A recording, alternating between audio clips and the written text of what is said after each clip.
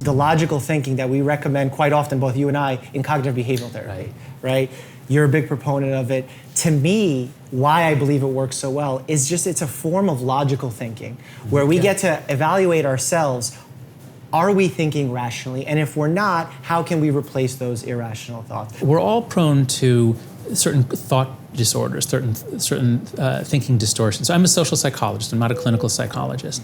But I study morality and politics, and there's certain things that we just often and easily do, you know, like falling into this like us versus them, like seeing things as a battle between, you know, good and evil.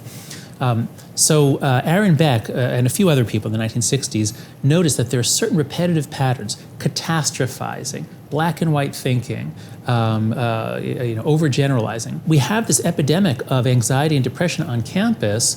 We have students who are jumping to catastrophize, like, I didn't get into this class. Oh my God, now I won't get into that, and or oh, I didn't do well in this exam. So we have students catastrophizing, making themselves more depressed, flooding the mental health center on campus.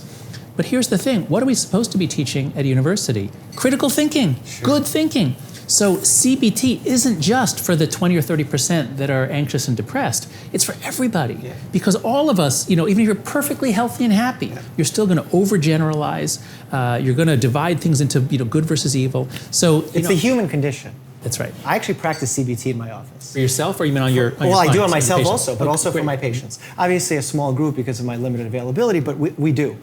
And what I notice with them is that they have a strong belief that they are the outlier, that CBT is not going to work for them, that CBT is not their answer, that they're the case that's going to fail this. And it takes some really simple thinking of, well, take me through a scenario. What were your thoughts that led you to have these feelings? And when they are able to sound that out themselves, sort of like a motivational interviewing technique, they actually now realize that they're putting themselves in that mood.